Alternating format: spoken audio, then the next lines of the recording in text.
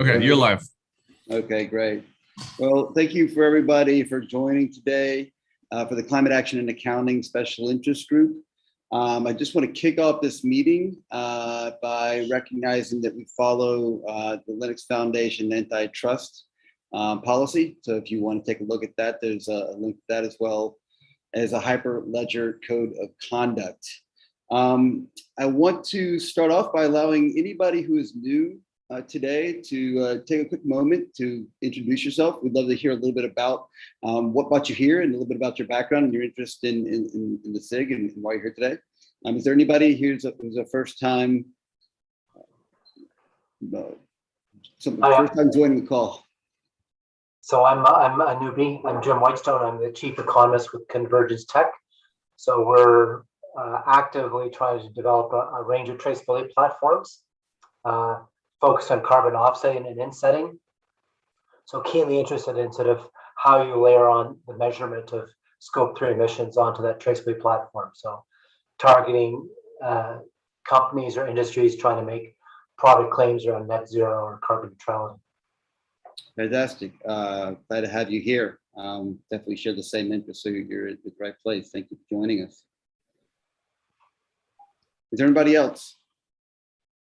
I can introduce myself. My name is Josh. I'm with Tracer DAO. It is a platform for creating markets, environmental markets, or any markets at that. And we're really keenly interested in this space because I think if you can not necessarily financialize, but find a good price for some of these different segments, then you can create kind of action around it. So we're really interested in some of these markets. And yeah, just here to learn. Yeah, welcome. Okay. Next, probably. Yeah, this is Arun. I am part of PSC as well as I work at Walmart, and I'm here to learn more about this session. The session was interesting. Fantastic. Great.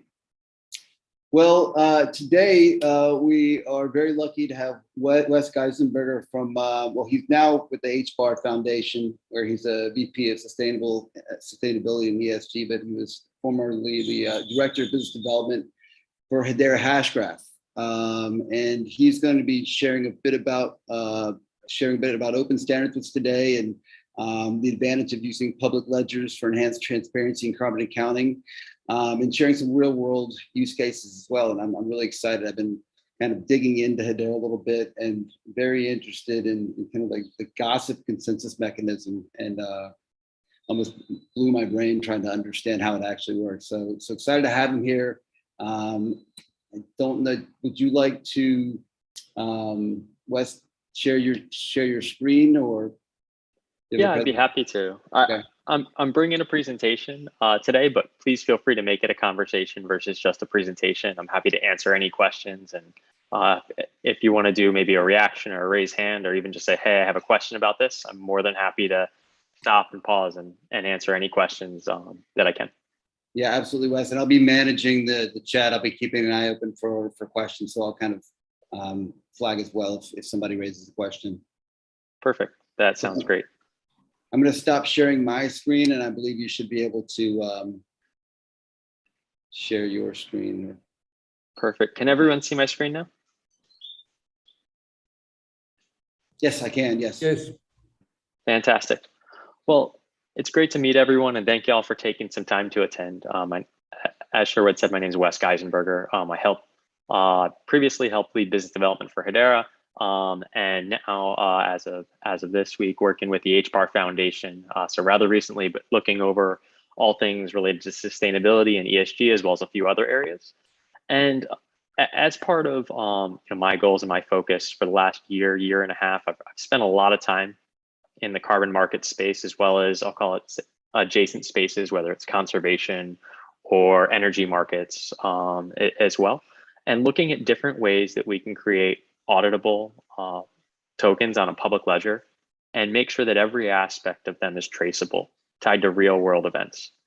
And one of the reasons that I think this is important is because of some of the challenges we see today around things in carbon markets, double counting, making sure that we have auditable frameworks that have auditable data, and we know how the participants in the ecosystem are working, even though we still want to protect things like privacy information, for example, of individual roles and actors, whether it's a farmer in a carbon offset spaces, or protecting the privacy tied to individuals certifying specific devices, such as say an inverter, for a home that may be just like a mom or a pop in terms of the energy grid. And I've been trying to find a way to look at this traceability and make sure that it meets the merits of the challenges that we have, which are pretty steep in terms of what the enhanced transparency framework calls for as part of the Paris Agreement. And so we've been doing a lot of research on this and spending time at Hedera on the sustainability markets that are really growing,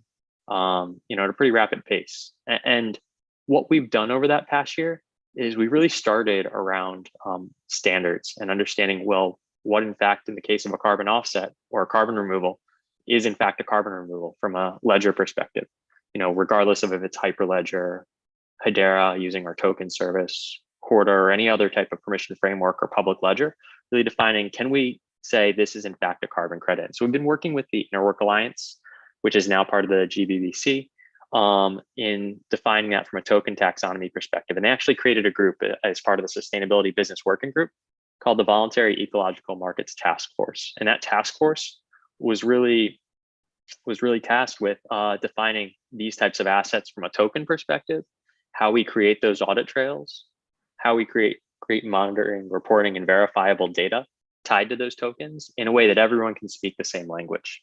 And from a Hedera perspective, we've taken that a step further.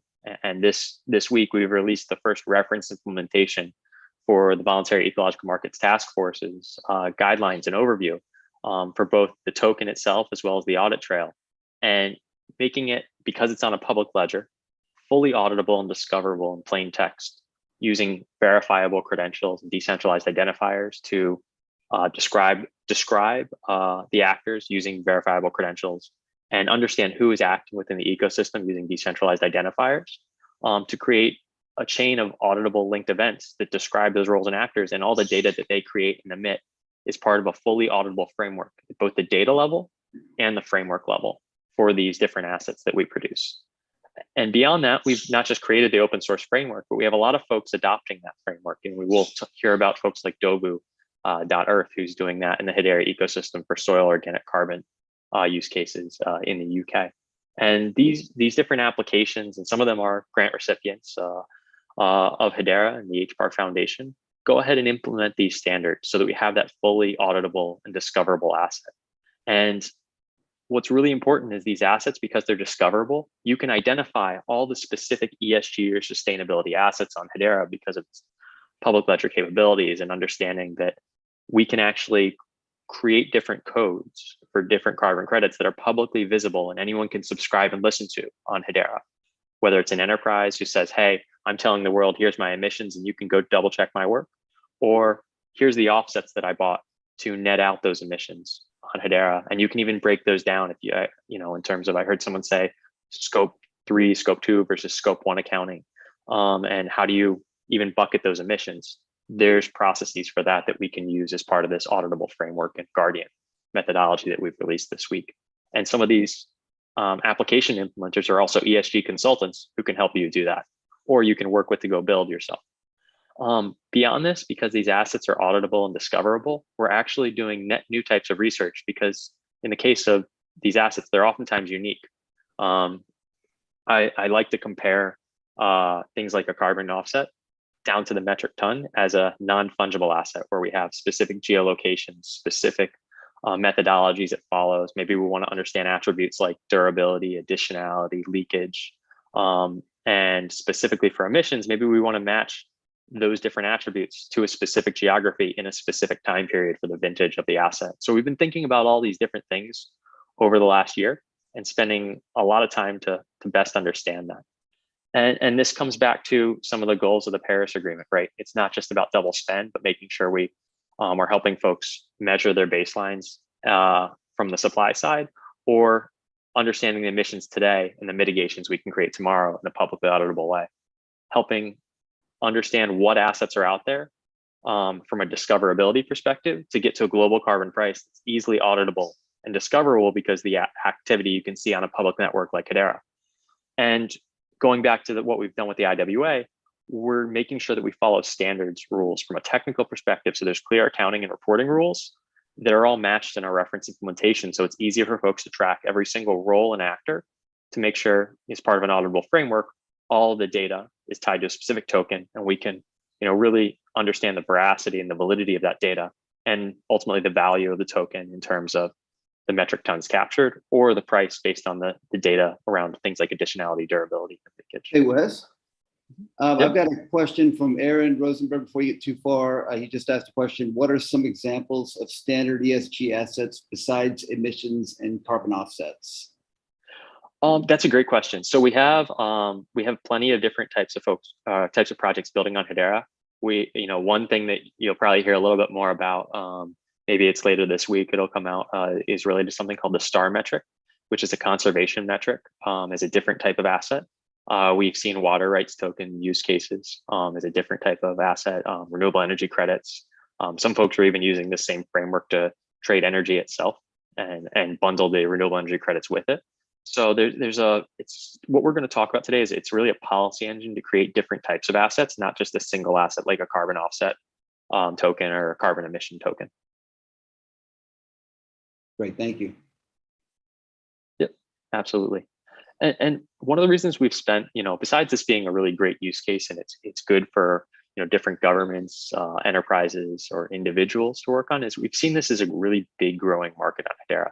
And it's naturally a DLT focused use case because of the complex systems in carbon accounting. And there's also a growing market here where the market itself has surpassed $1 billion in carbon offsets today, and we see it growing pretty significantly. I don't think anyone here needs an education there, so I'm going to skip past that. Just based on the folks in the room, but happy to answer any questions around our thoughts there. But the challenges that we really want to focus on is making sure it's so easy that everyone can understand every single actor in the ecosystem and the role that they play, whether they're a certifier or an auditor or a root authority. You can think of the root authorities of everyone from an electric utility company that's maybe state-owned, or maybe it's regulated as a private utility, but it's under a public regulator. It could be the Veras or gold standards or their equivalents around the world. But we're taking the methodologies that they lay out there and mapping all of the permission-based roles and ecosystem requirements for collecting data and putting that auditably on Ledger in a workflow style format. And ultimately what we get is we have every single attestation with a timestamp and a state proof proving that this event happened this time and that they're attesting to that. And if there is, an instance where somebody is saying, I'm going and registering an asset in 3 different places, you're going to have the granular proof on Hedera of every single step along the way. And we see large players involved in this. Marley Gray is a good example. He's an IWA chairman. In one of his past quotes, speaking about the IWA from a Microsoft perspective, is they're really spending a lot of time on this because they're trying to find more verified supply of this granular data, whether it's focused on key attributes and metrics. Trying to find a verified asset or verified carbon offset. It's just, there's not a lot of them with this level of granularity that they require. And that's one of the goals that we've gotten out of the IWA. And that's ultimately what we're building on top of Hedera.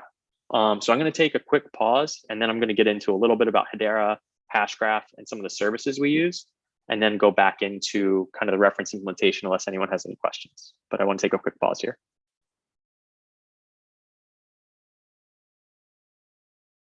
Okay, with that, I'll talk a little bit about Hedera and the Hashgraph consensus algorithm. So Hashgraph is a little different than blockchain. It's a DAG structure for a DLT. The Hashgraph consensus mechanism doesn't use blocks or any type of proof of work based system. It's a highly efficient gossip about gossip consensus protocol. And so what that really means is we have a bunch of different computers on the network, a bunch of different nodes. They're actually run by large governing council members, which I'll talk about in a few minutes. Some of those companies include the Googles of the world, IBM, Boeing, Tata, Electricité de France, Standard Bank, amongst others. They're diversified across geographies and across industries. And these nodes that they're running are talking to each other constantly through Gossip Protocol, which is the fastest way to disseminate information in terms of in terms of getting it out there and making sure that we don't have any information that can be disrupted. From a gossip perspective, we attach a few key pieces of information: the last time stamp of the transaction that they sent and a hash of it, and the last message that computer received and a hash of it. And ultimately, when we pass that message and we're gossiping out all of our past transactions, what we're doing is we're building a history of the hash graph that any node or any computer on the network can verify. And we go through a process called virtual voting, which is the chief innovation of Dr. Lehman Baird, who's one of the founders of Hashgraph and Hedera. And this gossip about gossip with virtual voting enables us to have an asynchronous Byzantine fault tolerant consensus mechanism, which allows us to be very fast because our computers don't have to have extra receipts or votes as a consensus mechanism for any type of transaction.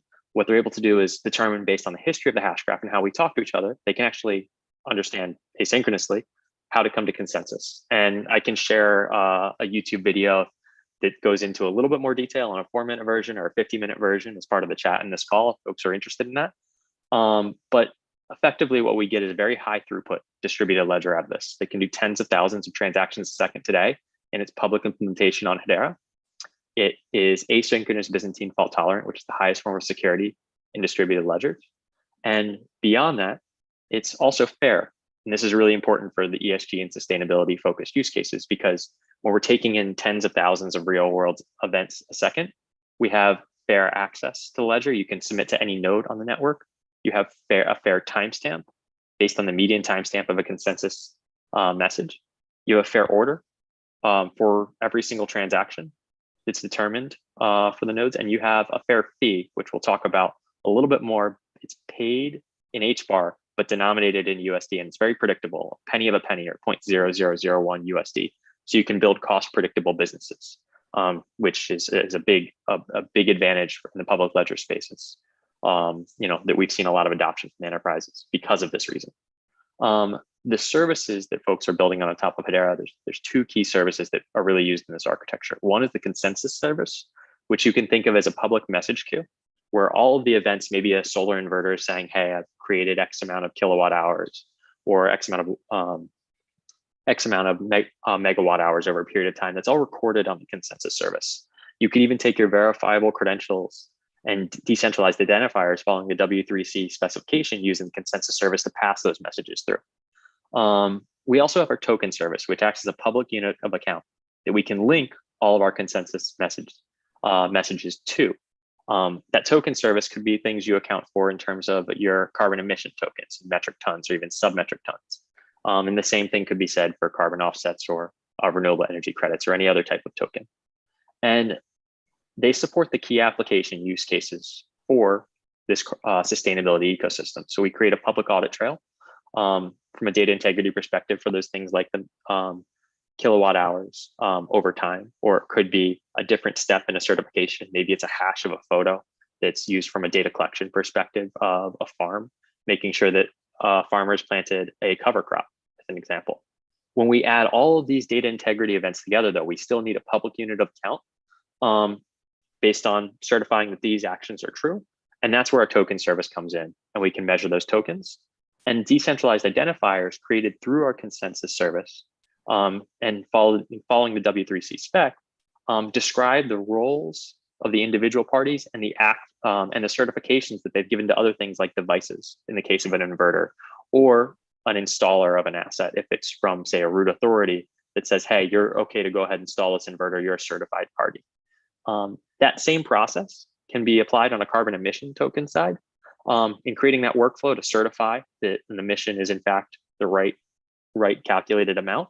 And when folks mint emissions or create these tokens to calculate for emissions, they can actually go buy the offsets in the ecosystem, and they can match unique emissions from a single factory to offsets that are created in the ecosystem in a fully auditable way. It's down to a specific device, specific device's data event.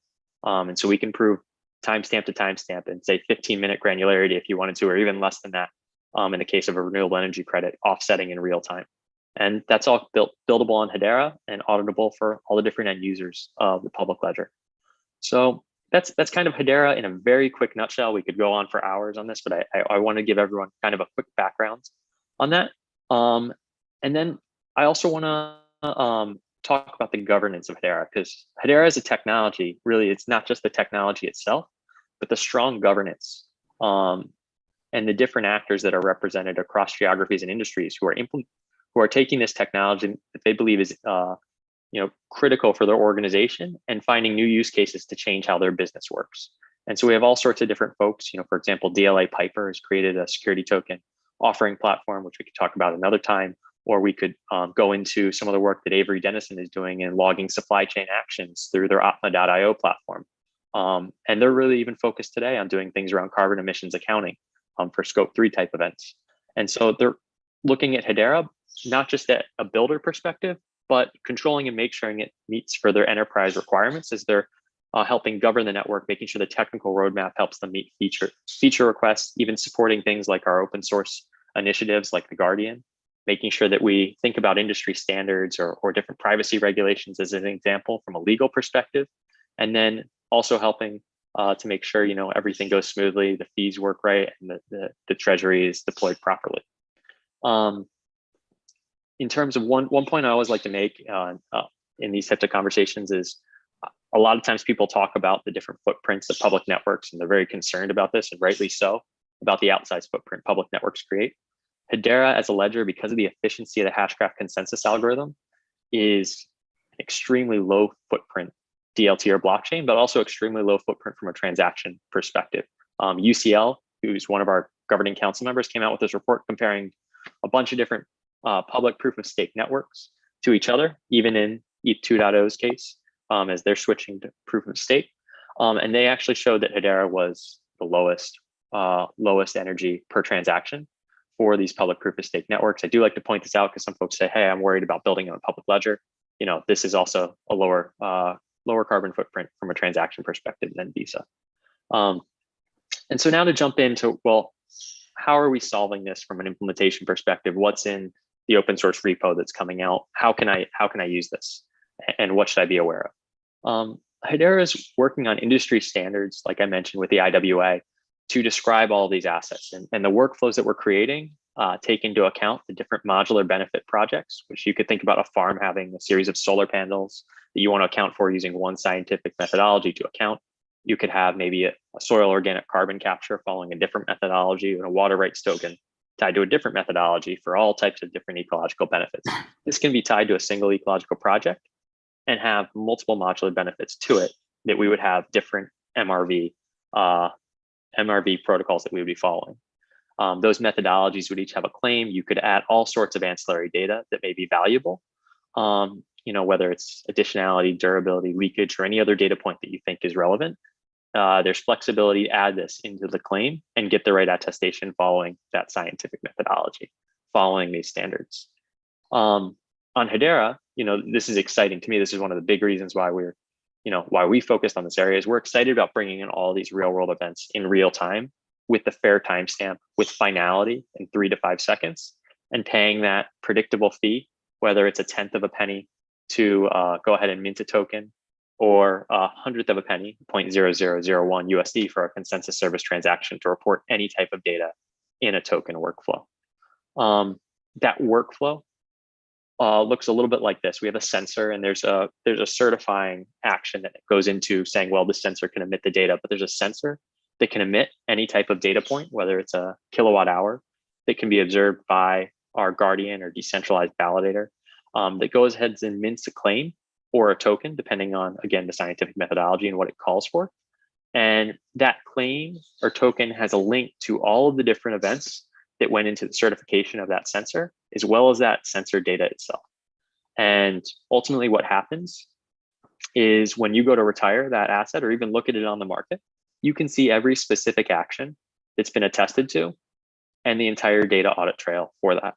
And so this can get really complex. It can have 10 plus parties or 100 plus parties, but for the sake of simplicity, what it really looks like is you could have a root authority. We'll imagine it's Vera today, and they could issue a verifiable credential that describes some type of actor. It could be a validation and verification body, any type of certifying authority, really, that they can then issue another credential to, say, maybe a device. It could be anything from a satellite for satellite imagery as one data source to a device like an inverter in the case of a REC, or it could be to another party that's one of their partners.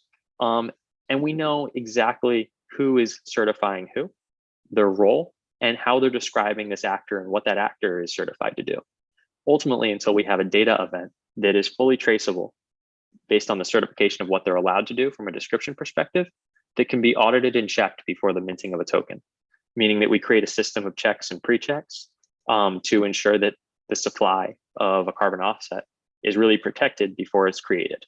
That can get extremely complex if you're bringing in 3, 4, 5 different sources, or maybe 100 different sources of data for complex measurements or projects across a series of sensors, where we even add extra steps around certifying that the sensor is operating correctly. Maybe you have a piece of firmware that needs to be technically audited to make sure it's adhering or behaving properly.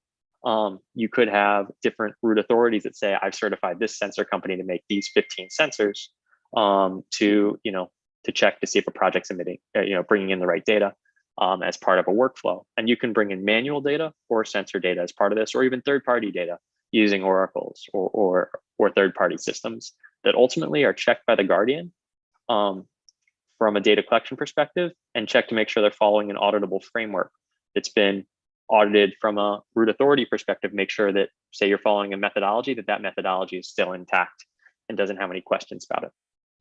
That leads to the minting of a token that can be tracked and traced throughout the entire market and allows any buyer to see kind of the inner workings of the history of that token and call into question any data or make decisions based on that information. From a Hedera perspective, it looks a little bit simpler than that, where we're taking a log of data that has the actor. In this case, it would be a solar panel that has its own identifier, and it's emitting data, and that's linked to its entire set of history as part of that trust chain that we talked about, where you have a certifier who said, hey, this is how this inverter is supposed to operate. And that you can even prove that they are still, their certification is still good from the root authority every time that a data event is minted. So if you say, hey, I'm auditing you, the audit's good for 3 months, we're gonna have the Guardian validating that every time a data event is created before they go ahead and mint a token, which is ultimately then purchasable, through the public network.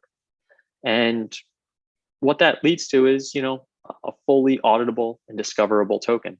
Putting those flags out there to make sure that, we know that this is in fact, whether it's a REC or a soil-based offset, that the token it's saying it is, with all the checks behind it.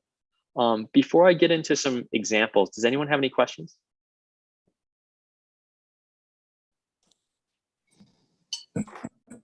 Yes, Wes, I have a question regarding the root of trust. How did you implement this sort of chaining of the credentials? Because we don't have a block, or do you put all the credentials of the issuers into the next credentials so that the root of trust could be completed by just taking a look at the last credential, or do you use registries for this, or is it a more dynamic approach that you just have a DID, you can resolve the DID and ask for some information in order to make sure that this was the issuer of this verified credential, and you can go to the next issuer on the chain? How did you implement this?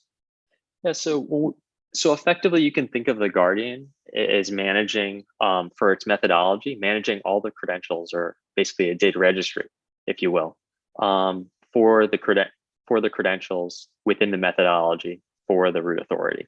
And so the root authority implements saying, hey, you need these 5 roles, 10 roles, whatever it may be, to go ahead and mint a token. What the Guardian ultimately is a policy engine to configure those different decentralized identifiers and the verifiable credentials that are required to create a token following that methodology.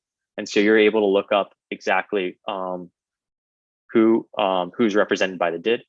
You're able to understand, okay, this is in the case of a data generator, we used a solar panel before, so I'll stick with that. for that solar panel, it was given a credential on this date. And as long as that signature is not revoked or has not timed out, it's still good. We can check to see the same for the different installers, and we can go ahead and look it up, and based on the rules, we'll be able to see that and query that on a public ledger. And so that's I don't want to say it's built. It is built in, but the schemas that you create are very flexible within the policy engine for the Guardian. It's probably the short answer. There's a much longer answer to that happy to take offline. I have a question, if you don't mind. Sure. Well, I heard some background noise there. I have a couple questions, actually. The first one was, if I owned a project that was creating carbon offsets and they were calculating in real time, let's say burning methane gas, is there a way for me to create an oracle that puts those out to market and then has a strike price based on what the market price might be for the carbon offsets through the Hedera market at the given time? So Hedera is not actually creating the market itself, but there's plenty of folks who are building markets on top of Hedera. It's probably the easiest way you could absolutely build an application or an oracle that interacts with some of the markets on Hedera that does that.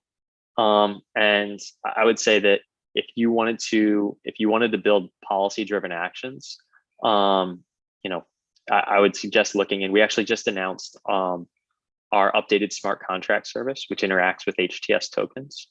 And that updated service will allow you to do a lot of the programmatic actions I think that you described here to interact with those markets. And so, it's a great time to be building, because that smart contract service, which is based on the Besu, Hyperledger Besu EVM, it would enable you to do that, and leveraging tools that I think a lot of folks in the community would be familiar with. Perfect. And my second question was, is there a way to utilize the decentralized methods here to create any sort of decentralized governance if I were to try to build like a DAO, for example? Yeah, so the Guardian is really flexible in terms of what you could create from a governance perspective. So a methodology really could allow you to control anything from a minting event for a token to even a retirement event. So if you say, hey, I want to ensure that every minted token that we create as part of our decentralized registry or DAO is only allowed to be burned in the case that it's matched with a carbon emission token from these 15 different sources, for example, if you want to make it that specific, or you could make it a little more generic depending on what level of complexity you wanted to add. In terms of the governance rules, though, it's really pretty flexible. The way that we've built out the Guardian, it's in JavaScript, so pretty well-known language from a programming perspective. And then that management of the token is really up to the implementer, whether they want to make it prescriptive that just a single Guardian exists, or if they want to interconnect a network of Guardians. That is all up to the implementer. That's perfect. Thank you so much. Absolutely. Any other questions? Yeah, if it's okay. Yeah, sorry, if it's okay. I just had a question, if you can hear me, about data privacy or data management. So I understand you have a system, network of Guardians, and they put a policy in place for creating identifiers for different actors in the system, and policy in place for how data is collected for, say, an MRV process, or from actual facility. But a lot of the data that's collected, the end result is to have some sort of public data token registered in the network. But there are a lot of perhaps private IP sensitive data feeds, and there's a way for the system, the Hashgraph, to manage these sort of data, public versus private data feeds that respects sort of industrial IP or other legal issues. Absolutely, that's a great question. So the way that the Hedera consensus service works, and really Hedera in general, is we allow you to bring your own encryption to the network, and we allow topics to be either encrypted or unencrypted. So the Hedera consensus service, you can almost think of it as a decentralized message queue compared to something like Kafka being a centralized message queue. And if you want to say this topic's permissioned, only certain folks that are approved can submit to that, that's one way to handle things.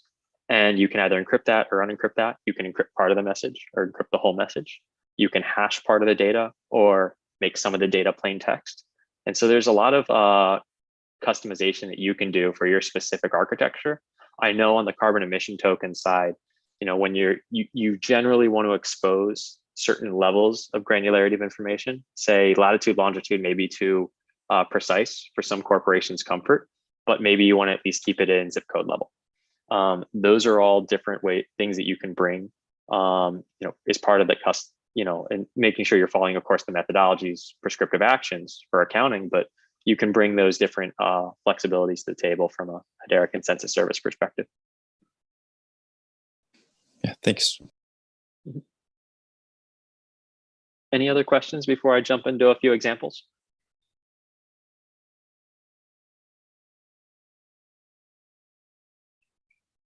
Great. So I'm going to talk about a few real world applications. I'm going to try to keep it to one on the demand side of the market, the carbon emission side of the market, one on the supply side of the market in terms of carbon offsets, and then talk about maybe how some of the mechanisms of the market may work in the future.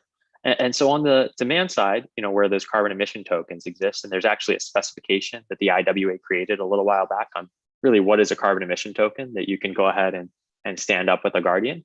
But in the case of Revly Digital, they've been working with our open source implementer Envision Blockchain, who did some great work here in getting this stood up as a piece of open source code that was community driven. And they've been working with Revly on accounting for emissions tied to greenhouse gas measurement for natural gas fields. And a lot of folks, have some concerns about the natural gas industry.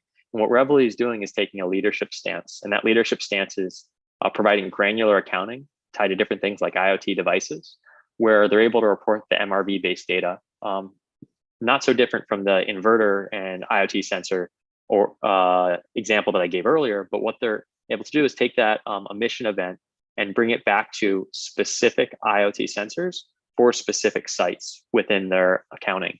And what this is ultimately going to do is leads to that transparent role and actor based system where they not only know the auditable framework that they're following, they know every single piece of auditable data down to every single sensor, which has a decentralized identifier and a verifiable credential describing it, tying all the way back to that root authority from a certification perspective.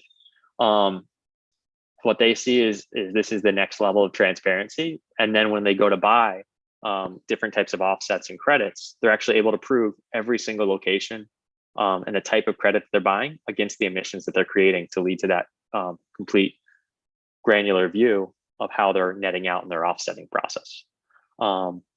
I think this is a really good example, but from a supply side, they could be buying from folks like Dovu.earth. And Dovu is working, they're a UK-based company. They're working with different farmers across the UK for soil organic carbon sequestration. And this use case is really a much more manual use case, and it shows the flexibility of the Guardian, where they're working with farmers who are taking additional actions as part of their farms to capture carbon, and not only teaching the farmers how to do so, but actually proving that they're doing so in the process. And that additional calculation is tied back to a specific consensus service topic or topic ID, where we can store all that documentation and publicly view it. And ultimately that leads to the creation of what they're calling a dynamic NFT, which is that unique metric ton that they can view the granular data down to even the sub-acre level. And so the topic ID is basically that view where all the data that they can see and make discoverable tied to that token lives. And every token that they produce will be visible on Ledger, tied to that specific site, an accounting metric. And so those are just a couple examples, but really what you get to is that complex workflow that we talked about earlier. We have the entire framework and every piece of data auditable using the consensus service and making it discoverable, tied to a topic that a company like Dovu can implement and you can go see. And those topics are easily viewable and they're tied to the token. And that token is down to the metric ton, and some folks are even, especially in the energy trading space, are looking at less than that from a megawatt hour perspective, but going into the kilowatt hours. And it's unique. It has all sorts of different attributes that you can add on to it. And what that leads to is a really interesting market interaction where, because we're able to account down to the specific metric ton or sub-metric ton, and with this additional, additional metadata, around things like additionality, durability, leakage, vintage, geography, so on and so forth, we're able to see the carbon markets in a much more granular way.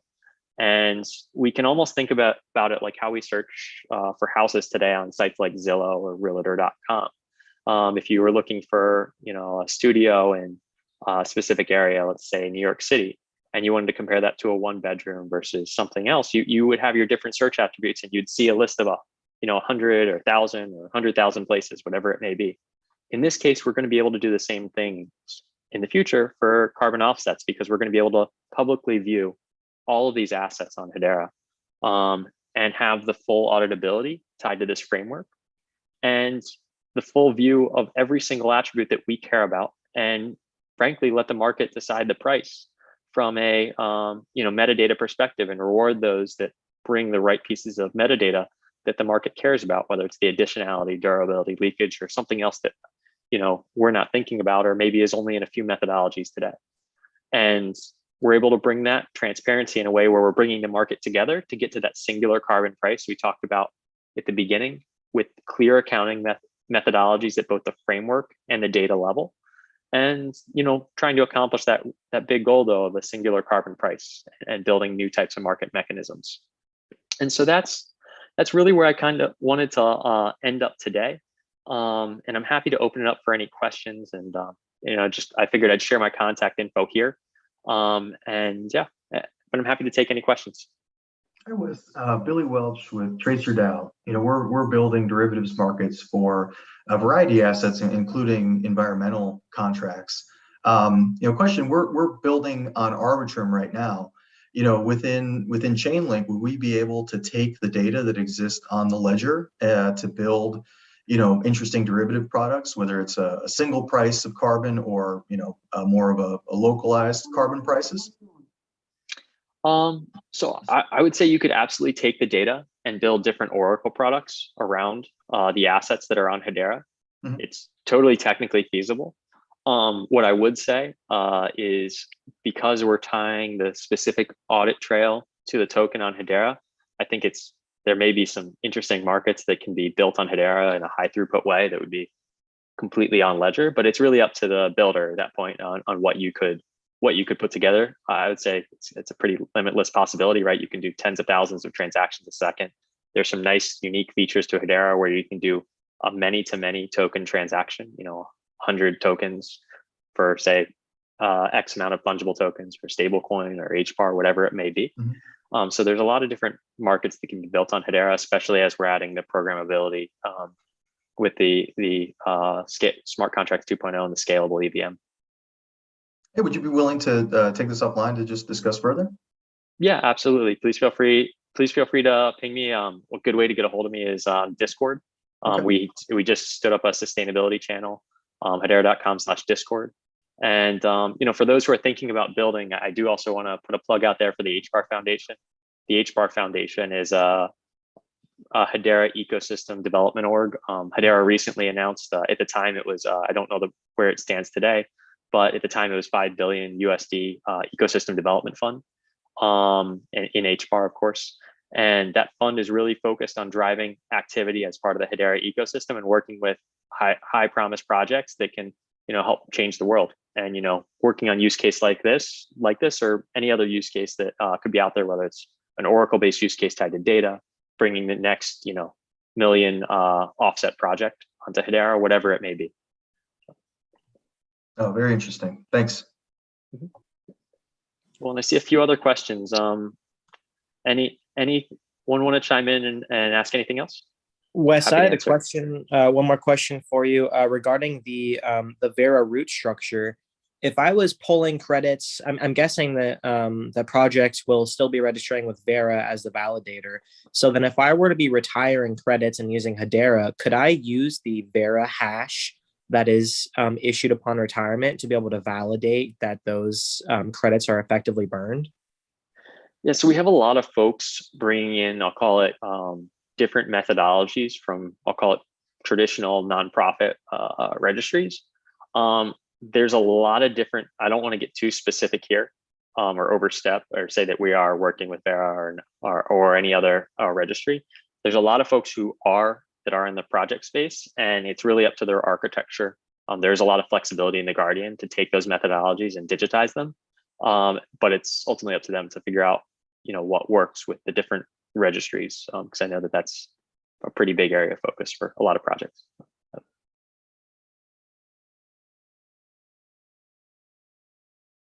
Got it. Thank you. Hey, Wes.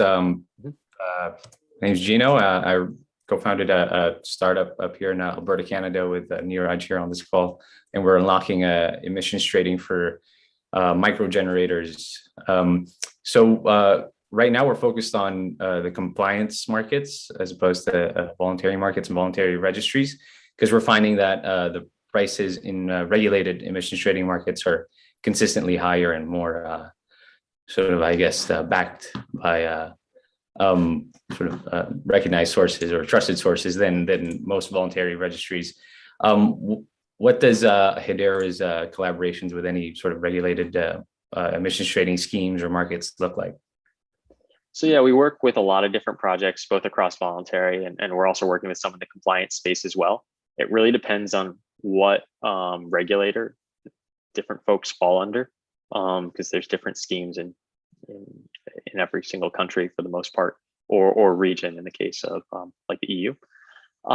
We're pretty flexible, right? This is a piece of open source infrastructure that we see folks using in both spaces. We actually do see a couple of projects too trying to span both voluntary and compliance markets, where they're producing what they call compliance grade credits. Particularly in the rec space, this is popular. Compliance grade credits that can both sell involuntary as well as compliance markets. Are there any specific compliance markets you'd like to mention, or? Nothing that I can mention right at this moment. So Thanks, appreciate it. Mm-hmm.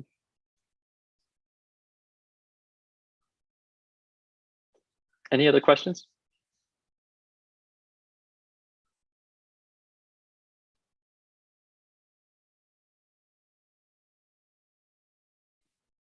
If nothing else, I'm more than happy to connect offline. Please feel free to reach out to me if you don't have a Discord account. I am out there on LinkedIn, just as Wes Geisenberger. I'm also out there on Twitter, Geisenberger Wes. And yeah, more than happy to continue the conversation if you want to learn more about the HBAR Foundation or Hedera. I'm always happy to have that discussion, and thank y'all for having me. I really appreciate it.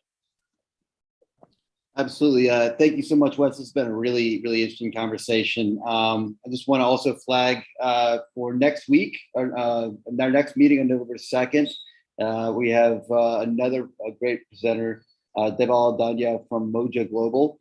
It's going to be around open source MRB software for forestry, agriculture, and land uses. So please join us then. We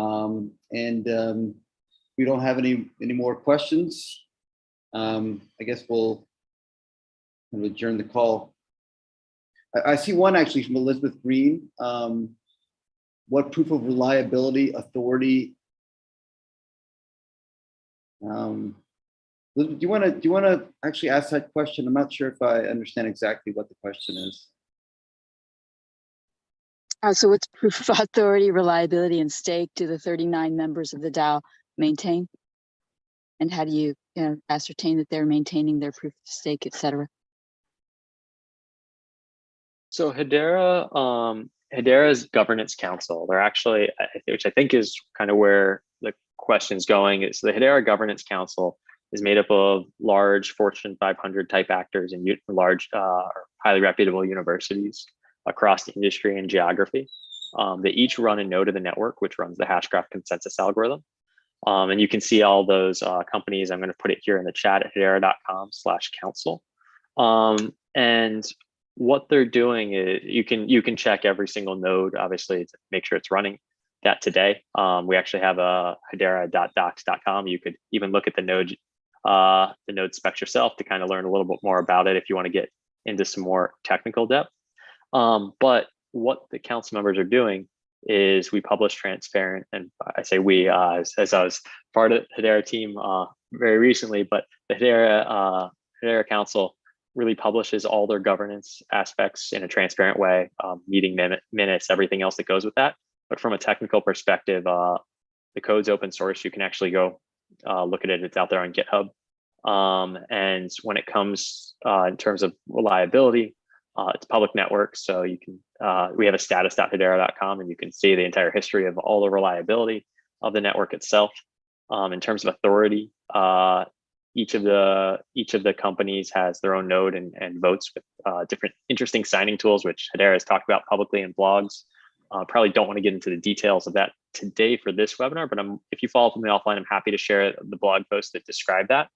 And then stake, Hedera is a proof of stake network. Today, from a stake perspective, the stake is weighted equally. And in the future, and we have a video series called The Path to Decentralization, which is out there on the Hedera YouTube, that actually describes how that stake works, and it'll change over time. There's another question, Wes, from Kyle Robinson. How much of this ecosystem has been built and implemented in production to date? I don't know if you need to be more specific. I feel like you described several different ecosystems that are running on the platform, but. Yeah, we have a bunch of different projects. You know, some of them will become more public over the coming weeks. I would put it in, you know, we'll have a few things out there even later today that are more public, in addition to what we shared with Dovu and Revly Digital. In terms of, I think one of the things that I'm really looking forward to, and I have a Hedera sustainability ecosystem GitHub page for folks who want to learn more about what's going on in the ecosystem specifically. And I'm going to just drop that in the chat here to help answer that. But I'm looking to see the explorers that are built specifically around these types of discoverable assets. And I think that'll really show, you know, in the future, it's one of the things I'm hoping people apply to the HBAR Foundation with, is new ideas of how to demonstrate this. Because I think that as we mature across the industry, showing all these assets in one place will be a really good opportunity for someone to take advantage of. But you know, today it's out there on the public ledger. You can kind of see, even on the testnet, I think there was multiple recs created today that I saw just kind of watching the streams go through. So yeah. Hey, I have a question as well. Thanks, Wes. Really interesting. I'm reading that there's some partnership work with IBM blockchain. How does Hedera think about interoperability with traditional blockchains? Yeah, so Hedera is very, very active in this space. There's actually, and I'm going to go try to grab this quickly on the fly. There's an open source decentralized bridge architecture that's out there on GitHub that some of the folks in our ecosystem have built.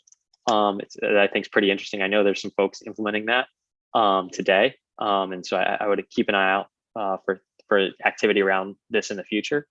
But in terms of interoperability, for say Fabric is a good example. There's actually a Hedera consensus service plugin. So if you ever think about tying something like Fabric or any other Hyperledger framework to a public network using consensus plugin, then you can plug in the consensus service as that consensus algorithm to get further public auditability for ordering of Hyperledger networks or Hyperledger-based systems. And if you have really sensitive data and you're just concerned, maybe you're taking a carbon emission and you aren't quite ready yet for a public ledger. If you wanted that fairness and high throughput ordering from the Hedera network, you could plug in the HCS plugin that is out on the Hashgraph GitHub site. Is under the same area as the Guardian itself, and you could go plug that into Fabric. Now, what you get out of that is you're actually leveraging the same global timestamp, so that fair order across multiple networks. So if you have a permission framework like Fabric, you can reference the timestamp specifically tied to Hedera for a transaction happening in that private framework in relation to what's going on in the public network, say with a carbon offset, as an example. I do, you know, from a implementation perspective, I do think it's very valuable for folks to be out there on a public network showing every step of the way to give that enhanced transparency. But for folks who aren't quite there yet, that is one option, is to relate those interactions together using the same global timestamp. Thank you. Mm-hmm.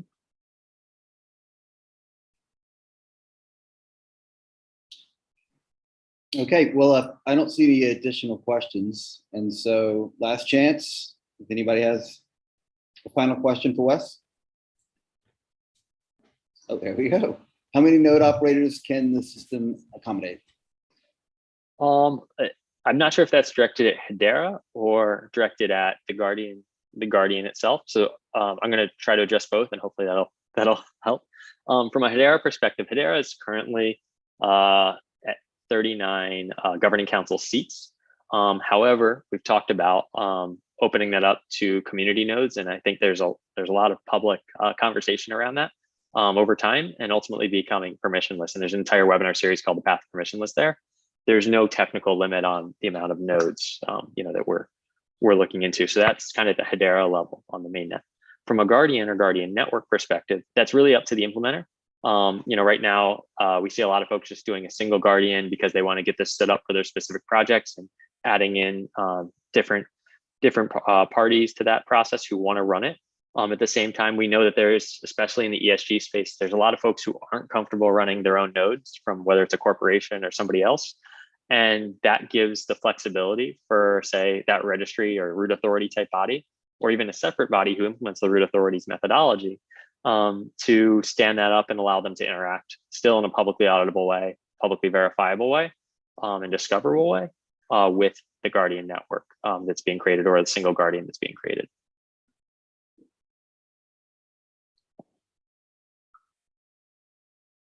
This is unlimited?